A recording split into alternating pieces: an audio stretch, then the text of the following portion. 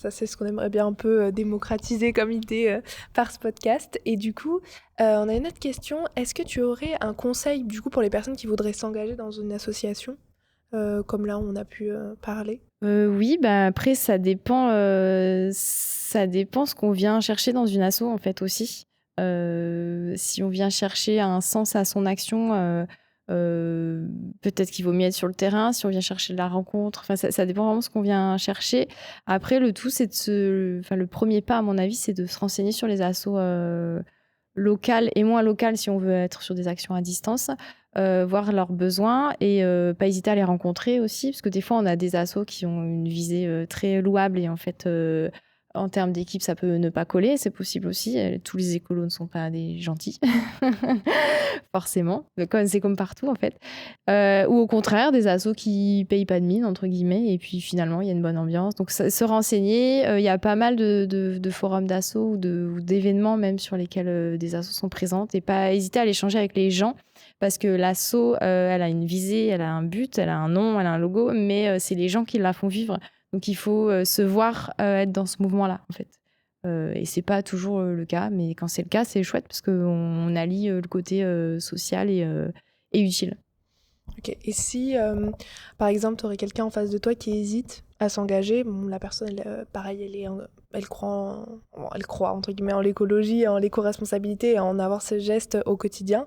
Qu'est-ce que tu lui dirais dans une phrase pour qu'elle passe le pas de s'engager? Elle a déjà envie de le faire, mais elle hésite à s'engager. Bah, qu'elle a rien à perdre, en fait, parce qu'au pire, elle a un effet positif et au mieux, bah, cet effet, il pourra perdurer, elle fera des rencontres, donc rien à perdre. Les assos, elles sont pas, on peut être bénévole très ponctuellement ou très régulièrement, on peut aussi se désengager. Enfin, c'est pas, faut que ça reste du bon vouloir. Faut pas que ça soit de la contrainte, hein. C'est comme tout, sinon on s'y tient pas. Et les assos, elles ont pas besoin non plus de gens qui viennent en disant je m'engage pour 3 ans et en fait au bout d'un mois il y a plus personne. Donc il faut être réfléchi, mais si on le sent, faut pas hésiter à faire un premier pas, un deuxième, et puis il y a pas de raison. En fait, il y a rien à perdre, hein. Un peu de temps, mais bon, Oui, c'est ça, à mais au la final, limite, c'est pas grand-chose. Ouais. peut-être on en gagne au final en rencontrant de nouvelles personnes. Exactement. Et pour finir, du coup, est-ce que tu peux nous parler un peu des choses que tu fais tous les jours pour être plus éco-responsable? Un peu comme pour donner un conseil, nous donner un conseil par exemple, bah, à ceux qui nous écoutent ou même à nous deux, de choses qu'on pourrait mettre en place dans notre quotidien. La to-do parfaite de Melinda. Ouais, non, mais alors le Des problème, c'est choses qu'il possibles. faut. Enfin, je suis pas forcément bien placée pour donner des conseils. On fait tous ce qu'on peut à notre niveau. Il faut surtout pas penser. Faut surtout pas attendre d'être parfait pour agir parce que sinon, en fait, on n'agit jamais et on est tous l'écolo imparfait de quelqu'un. C'est sûr. Enfin voilà, il y a vraiment, il y a des gens qui font mieux que nous, des gens qui font moins bien et c'est pas grave parce que chacun son cheminement, chacun ses possibilités. Donc après, je suis mal placée pour donner des conseils. Moi, je sais que personnellement, je fais attention sur le plan des transports, de l'alimentation, de mes discours aussi. Mais honnêtement, c'est. Bah, moi, je sais que j'aurais du mal à suivre un conseil si je le comprends pas, si je l'ai pas intégré, si je l'ai pas compris. En termes de consommation, c'est pareil. On peut dire arrêter d'acheter des vêtements neufs. Si on n'a pas vraiment intégré l'idée, bah Ça voilà, viendra pas c'est. forcément. Bah, je pense après, encore une fois, c'est propre à chacun.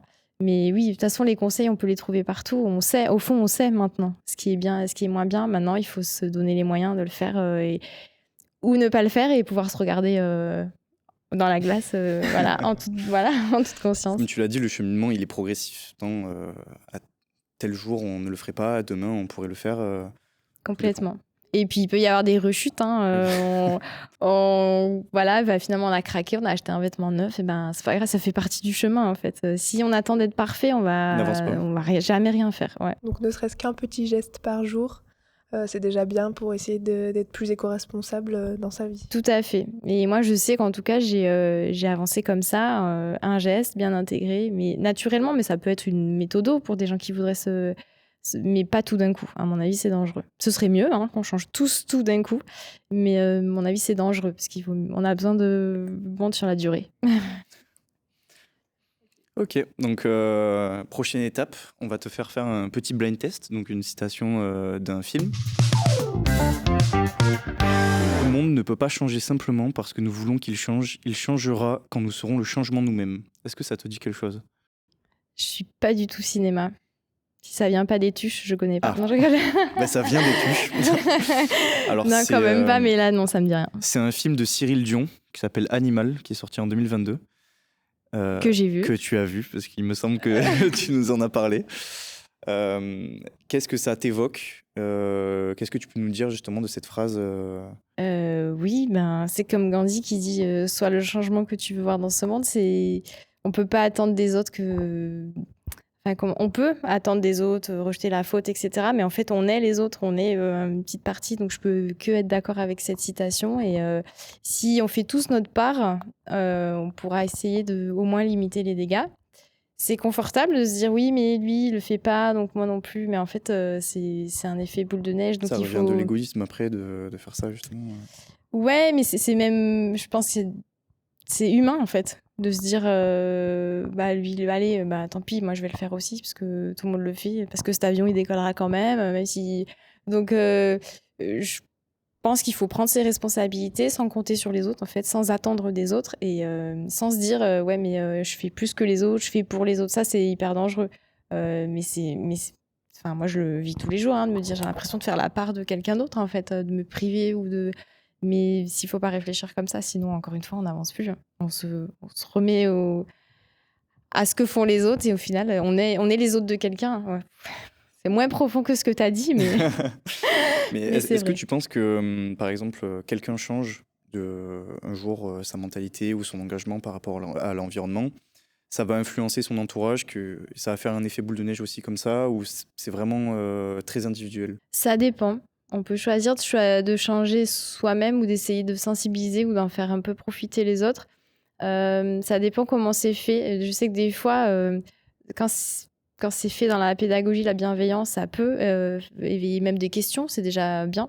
Des fois, parce qu'il y a aussi l'urgence qui est contre nous, peut-être que c'est un peu maladroit et qu'au contraire, ça va avoir l'effet inverse. On va peut-être braquer en culpabilisant, par exemple, des comportements ou quoi. On va avoir tendance à braquer ceux qui les font. Ça dépend. Après, moi, je crois au collectif, évidemment. Sinon, et j'espère que, je sais pas, dans 100 ans, ce sera la honte de manger de la viande. Ou ça, en fait, parce que la culture, elle s'est faite comme ça. Il y a des choses qui se faisaient et qui étaient acceptées de tous, qui le sont plus du tout. Et je sais pas. Oui, ça évolue continuellement, quoi. Ouais, c'est ça. Par exemple, la fourrure, c'est de plus en plus mal vu, alors qu'il y a 50 ans, au contraire. Donc, je me dis, bon, ça avancera comme ça, et peut-être que ce sera la honte de prendre l'avion, ce sera la honte de manger de la viande, ce sera la honte de prendre sa voiture. J'espère. Ça va être compliqué à deviner du coup le futur, mais en vrai, pourquoi pas. Espérons qu'un jour ça devienne ça, ou du moins que pas forcément ce soit totalement la honte, mais que peut-être ce soit au moins la honte de la prendre tous les jours pour faire Oui. des petits trajets, genre pour aller chercher son pain qui est à 10 minutes à pied dans son village. C'est ça. Bah, ouais, ou même pas la honte, mais d'être stigmatisé, en fait, de dire. Parce que c'est une clé, comme on disait tout à l'heure, la force du groupe, c'est facile d'aller se rallier au groupe qui fait déjà les choses.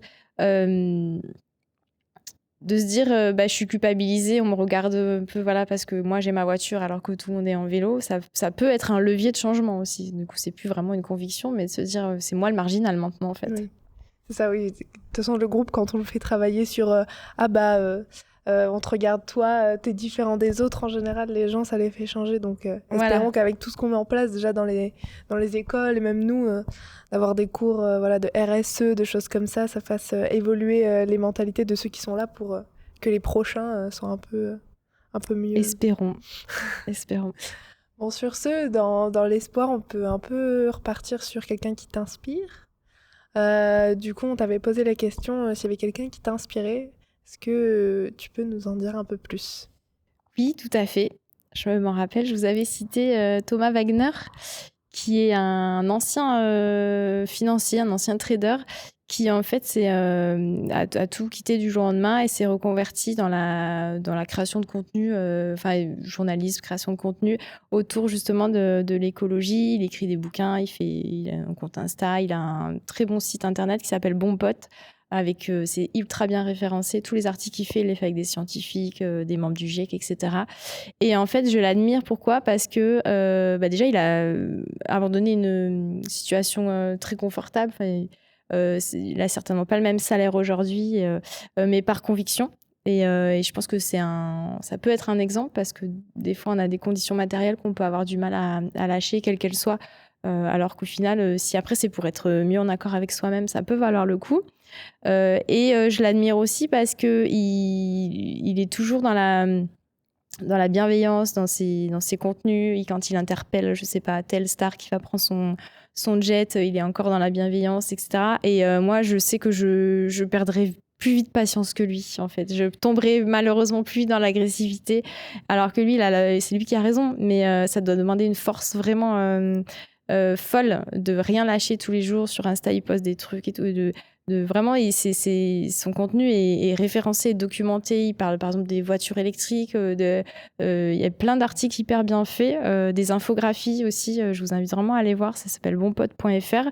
D'ailleurs, vous pouvez le soutenir financièrement parce que c'est un média indépendant, évidemment. Même à hauteur de 1 euro par mois, 2 euros par mois, tout est bon à prendre.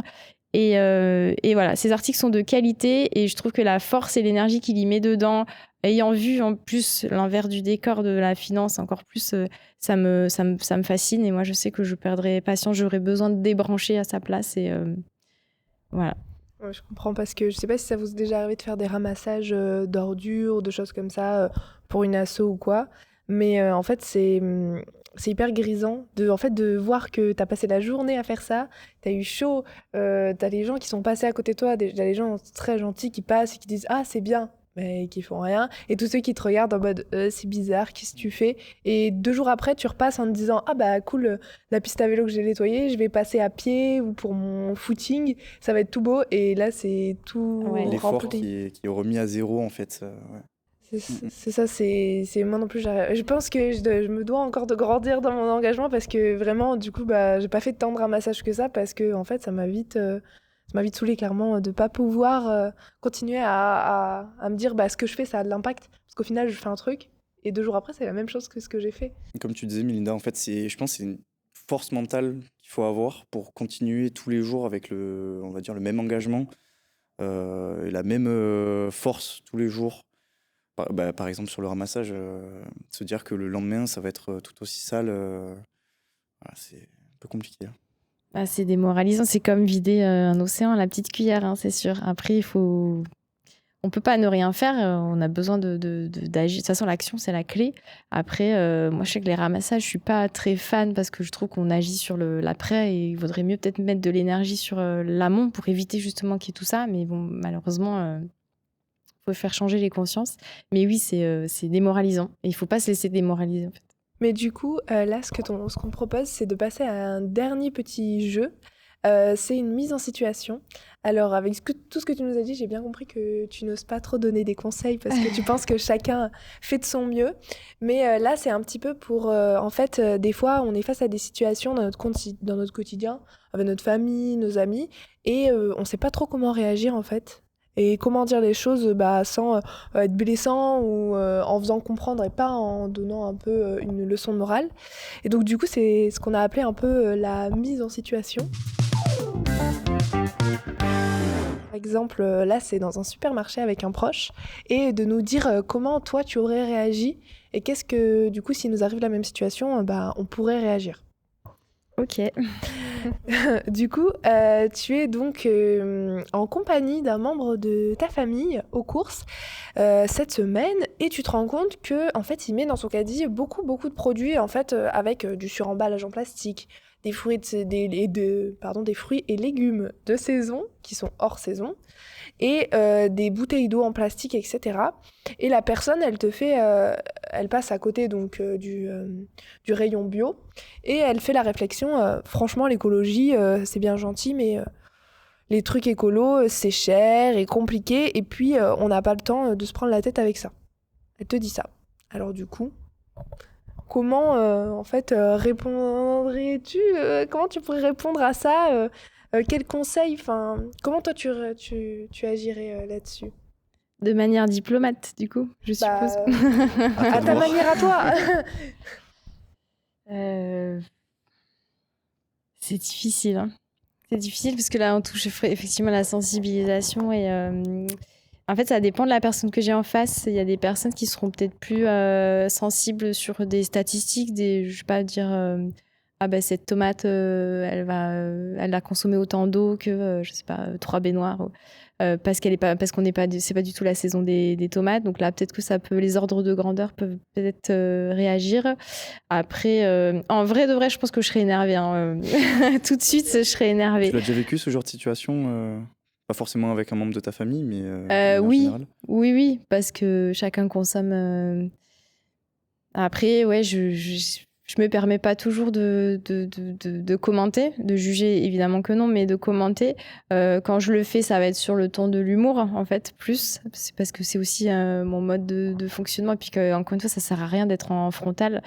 Ça peut être un peu un biais, peut-être, l'humour. Oui, ouais. Qu'est-ce que tu pourrais dire ? Franchement, pour les bouteilles d'eau, par exemple, j'ai déjà dit, pardon, je t'achèterai une gourde à Noël, alors des choses comme ça, parce que pour le pack d'eau, on n'en a pas besoin, quoi.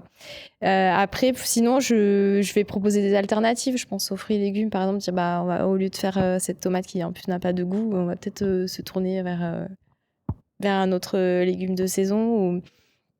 C'est difficile. Je pense que ça dépend de la question de la personne qu'on a en face. Mais d'expliquer déjà, c'est bien, en fait, parce que des fois, c'est juste que les personnes, elles ne savent pas. On peut pas... moi, je suis assez bien renseignée, mais on ne peut pas présumer que tout le monde a le même niveau d'information sur ces sujets-là, en tout cas. Du coup, on peut déjà expliquer, cette tomate-là, elle n'est pas de saison, etc. Tu sais qu'il y a d'autres alternatives, attends que ce soit la saison, etc. Tu m'as cité les emballages en plastique aussi. On va peut-être pouvoir retrouver la même chose au vrac ou on n'achète qu'un des deux trucs, etc. Des alternatives comme ça. Et les bouteilles d'eau, ouais. Après, il y a d'autres problématiques sur l'eau du robinet, etc. Mais en tout cas, le suremballage En plus, les personnes vont souvent dire oui, mais je la recycle après ma bouteille. Donc après, on rentre dans l'explication. Le recyclage n'est pas une solution. Donc la pédagogie, le temps aussi, il faut que ça fasse son chemin. C'est pas pour ça que ce jour-là, à la caisse, on aura enlevé des trucs du caddie, mais peut-être que ça aura fait germer quelque chose. Mais il n'y a pas vraiment... Le frontal, ça marche rarement. C'est au cas par cas. Ouais, je pense.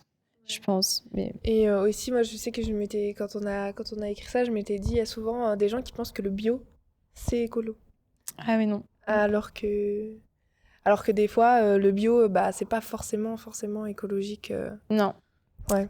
En fait, il faut faire le tri dans tout ce qu'on nous fait croire aussi, parce que c'est aussi des techniques marketing et de communication qui nous fait croire, assimiler qu'un produit, même avec un packaging vert, il est mieux, ou voilà, tout ce qui est Nutri-Score, etc. Il y a plein de trucs qui fait que des fois, les gens pensent faire bien, et en fait, donc c'est de la bonne foi, c'est de la bonne volonté, donc c'est difficile après de leur dire, mais... Enfin, décortiquer, etc.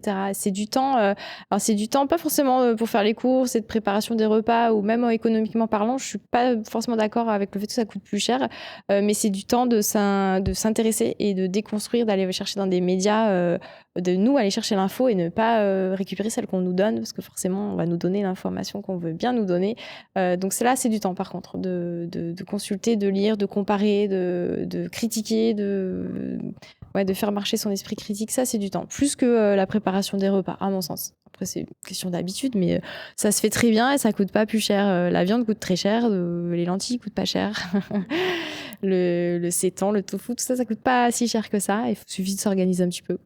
Oui, ça changer ses habitudes alimentaires et puis culturelles aussi. Oui. On n'a pas l'habitude de consommer ça. Ouais. Et du coup, un peu pour finir, est-ce que tu aurais quelque chose à dire en plus ? Peut-être pas un conseil, mais une petite expression que, par exemple, tu peux te dire quand tu es un peu démoralisé par la situation, ou quand tu vois certaines news qui sont un peu négatives et que les gens ils se rendent pas compte. Est-ce que tu as un petit mantra ou quelque chose comme ça ? Je conseillerais de ne pas hésiter à faire des pauses, en fait, dans son engagement. Toujours pareil, dans une logique de changement qui dure. Si à un moment c'est fatigant, trop compliqué, ou déjà commencer par éteindre la télé, arrêter de regarder tout ça, etc. C'est pas grave, c'est pas parce qu'on regarde plus les incendies en face que ça veut dire qu'on les renie, mais au moins on prend de la distance et et faire des pauses, ouais. Se dire, si j'ai rechuté sur ce coup-là, c'est pas très grave. Pas se mettre la pression forcément, parce que c'est vraiment un cheminement, il faut l'assimiler, il faut comprendre pourquoi on fait ça, il faut en être convaincu. Parce qu'en fait, sinon après, on va pas tenir vraiment à la première difficulté ou à la première comparaison train-avion, on va sauter dans l'avion. Donc, je pense qu'il faut du temps, il ne faut pas se mettre la pression, il faut être indulgent avec soi-même et pas attendre d'être parfait pour changer. Et du coup, ça vaut aussi pour les entourages, c'est-à-dire c'est souvent de dire t'es écolo, mais ouais, mais en fait je fais déjà ma part. J'essaye en tout cas. C'est très facile de culpabiliser quelqu'un qui se dit qu'il fait des efforts et de le coincer sur le truc où il va pas faire l'effort. Par exemple, je sais pas, t'as pas éteint la lumière alors que tu nous dis que t'es écolo. On va pointer ce qui est mal fait, alors qu'il y a plein d'efforts qui sont faits à côté. Du coup, la personne, elle va effectivement se dire, alors si je suis pas parfaite, ça sert à rien que je fasse ça, si j'ai pas fait tout ça. Mais c'est très facile et je pense que c'est un biais. Alors je me suis beaucoup posé la question, est-ce que c'était de la méchanceté, est-ce que c'était de la part des personnes qui vont pointer du doigt? Et je pense que c'est c'est plus facile d'aller pointer ce que l'autre va mal faire plutôt que tout ce qu'on va mal faire, en fait. C'est plus confortable. Et encore une fois, c'est pas méchant, je pense que c'est un biais du cerveau qui fait ça. C'est humain, je pense. Ouais, voilà. C'est plus facile parce qu'au moins, on tient à distance. C'est l'autre qui, oui, mais tu vois, ça sert à rien ce que tu fais. Alors que moi, au final, derrière, il y a plein de choses que je fais mal. Donc, ce sera plutôt aussi un conseil aux personnes qui ont ce genre de réflexion, des fois sans vouloir être méchante, mais c'est pas parce que quelqu'un qui se dit qui fait des efforts a fait un truc de moins bien que vous qu'il faut le pointer du doigt. On avance tous dans le même sens, en fait. On n'est pas en concurrence. L'engagement n'est pas linéaire, il fluctue en fonction de ce qui se passe dans sa vie et de ce qu'on peut voir, etc. De ce qu'on peut faire aussi, parce que je peux être très responsable chez moi, mais devoir prendre ma voiture tous les jours, c'est pas pour ça que tout ce que je fais à côté, c'est pourri ou ça n'a plus de sens, en fait. Donc, c'est un conseil des deux côtés. Il ne faut pas attendre d'être parfait pour agir. Et ceux qui sont autour et ne pointez pas ce qui n'est pas parfait parce que ça démoralise et que ça sert à rien. Ouais, sur cette note un peu de me dire que peut-être même nous, des fois, on le fait pas exprès. Des fois, on peut avoir cette réaction-là. Je pense que ça peut nous laisser un peu sur une question. On peut rester là en se disant, est-ce que nous-mêmes aussi, des fois, ça nous est arrivé de le faire quand quelqu'un nous fait ça, se mettre en protection et se dire, non, je vais pas le faire. Mais je vais pas apprendre le négatif sur moi. Et du coup, surtout que toi, tu es très positive dans tout ce que tu nous as proposé aujourd'hui, tout ce que tu nous as dit. Donc, merci beaucoup de ta positivité. Avec grand plaisir, j'essaye. On espère que tu vas pouvoir continuer et toucher de plus en plus de clients avec l'éco-responsabilité dans tout ce que tu fais et d'avoir une bonne continuation dans tout ce que tu crées. Merci beaucoup. Vous aussi. Longue vie à ce podcast. Longue vie au festival. Merci beaucoup. Merci d'avoir écouté ce podcast. Merci à Melinda d'avoir répondu présente à notre invitation. Et surtout, n'hésitez pas à vous abonner à tous nos réseaux sociaux et surtout à nous soutenir au Wake Up Cast, mais aussi au Wake Up Festival, un festival qui parle d'engagement. Merci. À bientôt.